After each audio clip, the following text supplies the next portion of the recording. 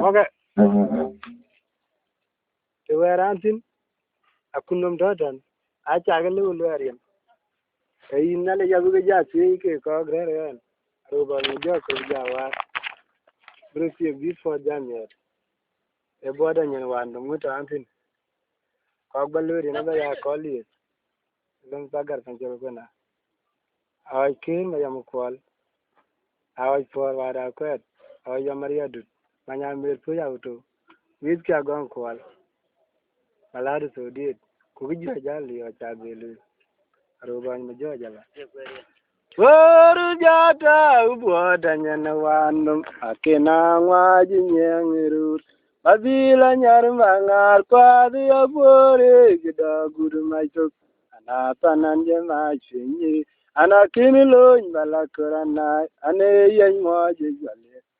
Jadu Raganaranjola. Mitava Gamiriadan. Kimakini Pandia. Akulaminyang Wai. Mga dinajak, aunu kwe makwaya muktim, pagani nyang nandi, undi di bilepa mai karyot, wea jini masyao jasi, yaga oikon, arwawang wai, ayang unu mariara wailwale ran kowi, wanang mendit kayut kuno wenem akir wai, wabani dim kiro jauja, Koga panangwanya gaguteng yasiakyo yerien kwa kutangwa ina kikan jale achin makwenele kirkowi awaru jata ubodanyana wanum akenangwa jinyengiru mabila nyarmangar kwadu abore gidaguru maisuk anapananje machinyi Anagini lo kalakarana ane yajwaji gale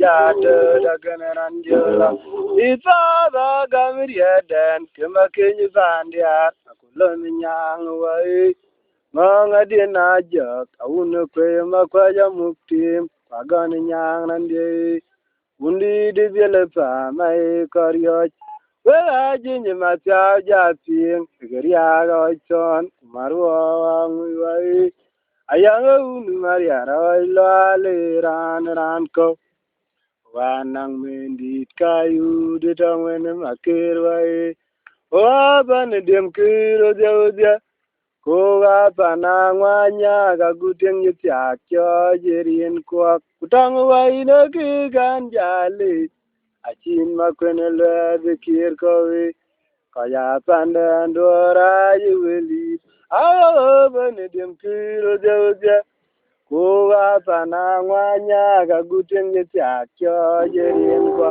kutangu waina kikan jale achin makwenele dikir kowe kaya pandan dora yuweli aleb kwa wetadno kayangwa koni itangli kunaranbe yang na yogang wadajidung lono mayam nyakai kulanayam dai no manyar guge tarchat auji matauti je kumatyang chat yuwe unu wadyo pokogno kechuman gei wena kwenu wate kajane nyenti yenye nyang yewat agura duchu wa jalapchu makwena gura mirande wunu maya manyi tultel tarisi ki kangle kaya wong junub do jot baju ga jang makayalen abebayoga yemu bela terik tampane ko ya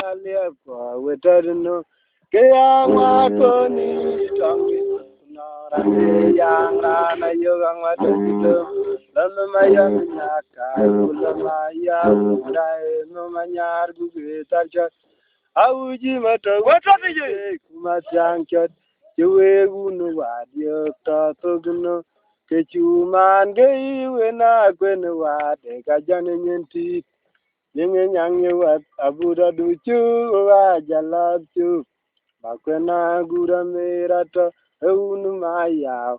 Manyi tultel tarusi ke yekangle.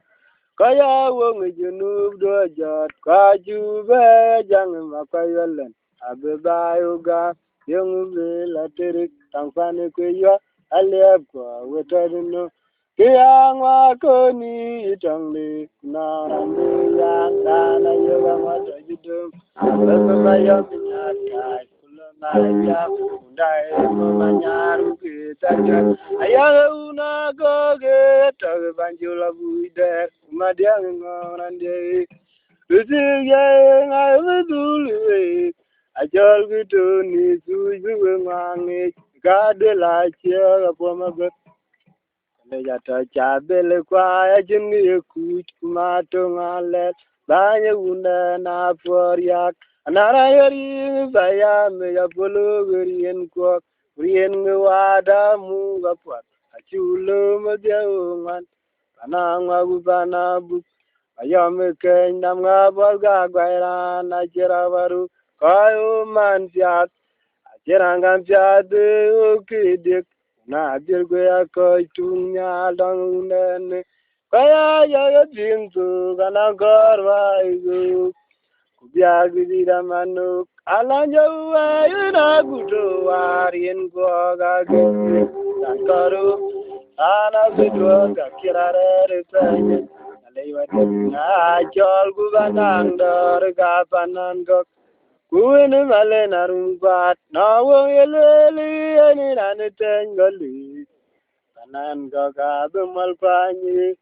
oke agulawa mayama kwede unmo kenyal awan madel gumarik deng di de unangwa wadam getim watiak diar gogrier kaya jaga pintu kanang korwa igu kubya gidira manuk alanja wa yuna gudo warin goga giti tan karuk ana bido ga kirare penyenalewa ditina jol gubanang dor ga panan gok makonu male narumbat nawo eleli ani rane tengal anan goga bemalbanye oki agulawa ayama kwede unwa kenyal awan madal gumari dangdi de unangwa wadam getim watiak diar gogrier kaya jaga pintu kana gorwa igu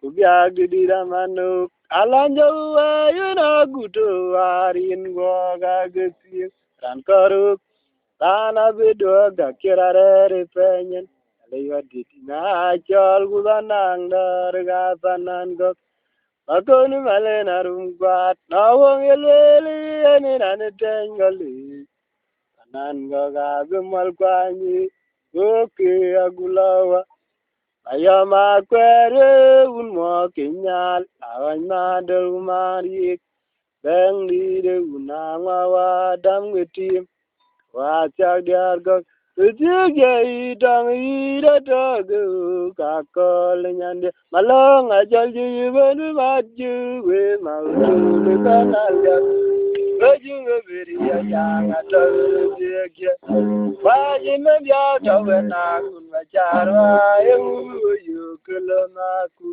Ujiga idang ida togu Kakol nyande Malong ajal jibenu maju we mautu ni banaliat wajunga beri yang atau rezeki wajin dia tahu nagun macara yang uyu kelemaku acara dan culo nyawason ay menjana nun mo gwenyin wajid wato gor ko gewati karu ator ton nyande ay rangur beduli ti biga bodango kelam mayamwa ira loy gujajit wa yeni ga ke makida guramit lam bagara mukti meriat ye jayini ye ni jam ye untat ake genya yunwa lam yamwa maya kenyin Oh, billboard, a young Maquaylan,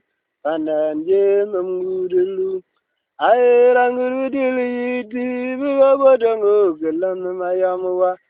Ira lo, Bujajit, why any Gakamaki, the Guramit, Lamavagara Mukti, Maria.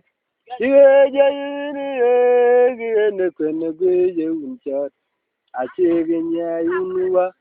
Then the Yamawa attacking over billboard, a young Mapayalan, and then some good.